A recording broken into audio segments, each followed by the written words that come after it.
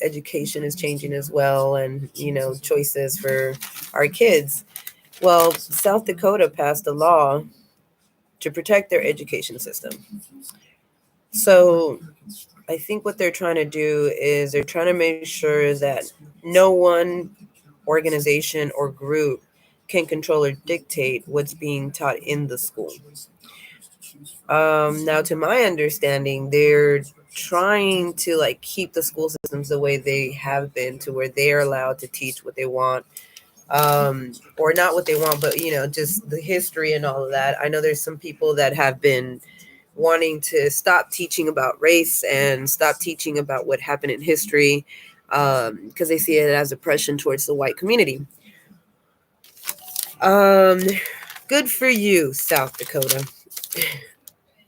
I feel like we should all be protecting our education systems. We need history. We need to know what happened. Sometimes it can feel like oppression towards someone else or towards another group of people, but unfortunately, the events actually occurred, and so we can't just like sweep them up under the rug and ignore them. So good for you, South Dakota. Hopefully more states will catch on and start doing the same. And I don't know, hopefully we can get all schools on the same thing where we can protect what we're teaching, because children need to know history, whether it's good or bad, or one group does this or one group does the other. If it was part of history and we actually have things to like prove that it happened, then we should be teaching about it. Not everything's going to be pretty. So just because it's ugly doesn't mean that we shouldn't teach about it. So good for you, South Dakota. The next thing I wanted to talk about will be unemployment. So for the last couple of years, we were so proud of ourselves because unemployment was at a great rate, and we were doing good. And the pandemic hit, and we got these stimuluses that put us in a different bracket. And some of us were happy because we got to go from lower class to middle class. But now it seems to be changing and turning a little bit of it's turning upside down. At least in my mind, it is. Um, on the news today, they were talking about unemployment will raise, I believe, 1.5% within the next year. So they're expecting for us to be unemployed, which takes me into the next thing that I wanted to talk about. So, as I was listening to the news anchors talk about unemployment and how it's supposed to raise, and the cost of inflation, or, the cost of everything going up is going to make us even poorer. So, people are going to get depressed. And they were just talking about the reasons of why people didn't want to work, or why unemployment might go up in the upcoming years. One of the reasons was because people don't want to work for companies that treat them bad. So they rather be broke than put up with garbage treatment.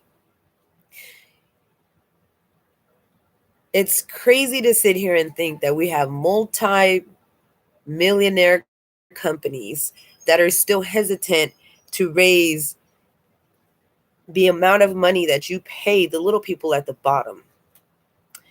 Needless to say, that puts us where we are today. Not only as a community, but as a nation, because it's happening all over. It's not just in one place. I feel like Oklahoma is experiencing this a lot because I'm hearing it from all my employers. So we are in a place where we can't find people, we can't keep them. Um, we want to say people are not dependable, people are not responsible, but that's really not what it is. I feel like people are becoming more free, more independent, more like daring, if you will. They dare to say no to you now. That job that used to say, well, you know what, I don't need you here. I can find another person to replace you, another person to be willing to do your job for you. Now, I think we're experiencing a shortage of people where we can't say that anymore. We are not in the place to even talk that way anymore. Uh, First of all, employees don't want to get treated like garbage. If you are not part of the solution, if you are not, if your input doesn't matter, if I'm just going to show up to work every day just so I can feel like garbage, then I'd rather just not work. And I'm not saying me personally as in me, Laura. I'm just saying that's the mentality that we're starting to encounter now. If I'm going to show up to work every day just to get treated like garbage, I'm not going to show up to work.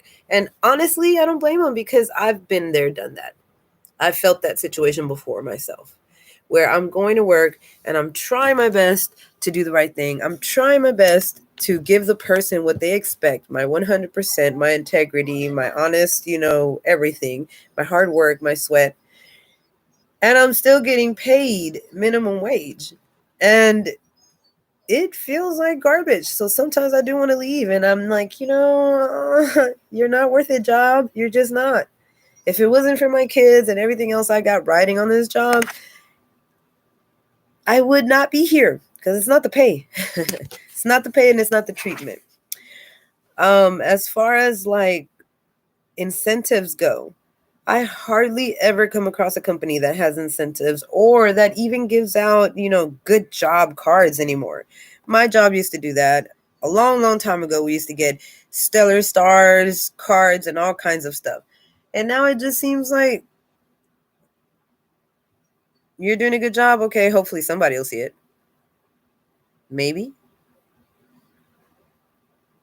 And that's crazy. I mean, and again, this is just my opinion. So I just don't know. The best job that I think I've ever had as far as incentives and stuff like that goes, I'd have to give it honestly, hands down, not just Disney and Universal and, Knott's Berry Farm, but I'm going to give it to Hitachi.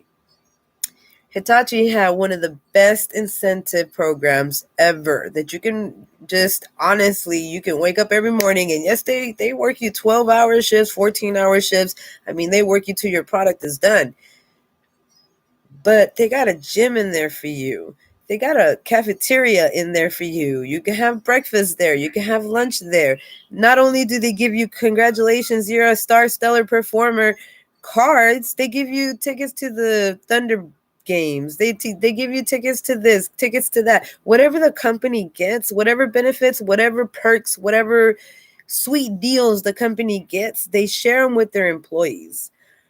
And again, man, them little cards that cost you nothing, that you just write someone's name down and you be like, you're a stellar performer. You're a stellar, I don't know, teammate. You're just stellar. You're great. Those are free, damn near. I mean, yeah, you got to pay for the paper, but you're not giving them anything. It doesn't come with a $5 coupon or $5 bill or, credit cards or whatever. Those are free. So, I mean, why not give them those at least? But again, these big companies that got people working for them that don't appreciate that hard labor, I mean, we are starting to get tired and say, you know what? We don't want to do this. No, I'll go do that over there. It's crazy. Crazy. And I wanted to put this out there because again, guys, there's so many companies, especially in Oklahoma, that are, they're hiring people left and right. And then you wonder why. Why is it that they're having a hard time keeping people? What are your incentives? What are your incentives? What are you giving them? Anyway, moving on from that to the next topic that I have on here. I wanted to talk about the prices of fertilizer. I saw that on the news. So it was $400 a pound for fertilizer in 2020, I believe. Within the last 2 years, it shot up to $1,400 a pound for fertilizer.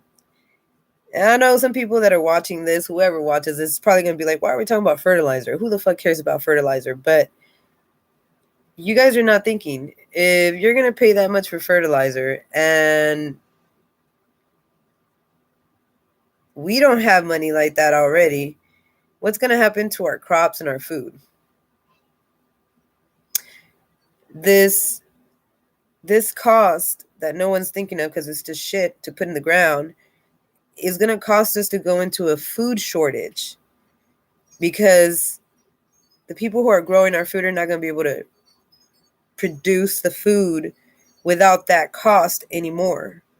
So that's just a little food for thought, guys, so that you guys can start thinking about what is really happening in the world.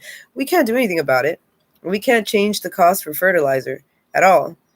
But we most definitely can wake up and realize what times we're living in right now, because food is going to be very expensive. It's already expensive. We're already paying taxes up the yin yang for food. So now just imagine how much more it's going to cost for us to have food, organic food, good food, natural food, with the cost of fertilizer going up.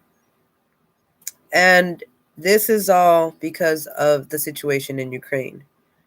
Now, I've talked about Ukraine a couple times now, and I feel like it is important for us to understand what's happening. Guys, again, I've said it before.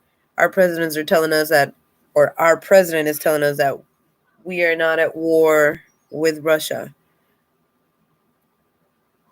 I'm not going to sit here and pretend like nothing's going on. Something's going on, and we've got to wake up and realize and understand where we're at. And it's just food for thought. Our food's going to go up. Cost of food's going to go up. I'm starting to feel like we're going to live in the Hunger Games, guys. But it's just to make you think, and appreciate what you have right now, because it's not going to be around too long. This war on, I don't even know what it's on. This thing with Ukraine and Russia, it's going to cost us so much. It already is. So anyways, I just wanted to share the current events and the news that I was watching this morning, because again, all of these things matter. They may not matter to you like right now, but eventually you're going to cross paths with something that's going to have to do with this. And my previous videos, I've made them a little bit longer, but my feedback has been that they're too long. 30 minutes is too long. So I'm going to cut them short, maybe 15, 20 minutes. But let me know what you think and what your opinions are on these topics, guys. What do you guys think? I mean, I know fertilizer seems so stupid. Like, why are we talking about shit? Why are we talking about fertilizer? But I mean, really think about what that is going to start to do to us, with our food, with our economy, with our money, with our jobs, with our unemployment, with the people. I mean, never mind. I'm not even gonna talk about immigration right now, but never mind that, yeah. Anyway, guys, again, please subscribe. I'm trying to get to 50 subscribers. I want to stream my journeys when I travel. So I want to be able to show you guys what Dallas is looking like and what Compton is looking like, what Los Angeles looks like whenever I travel. So please subscribe, like, share, support. I appreciate your support, guys. Talk to you later. Thanks for watching.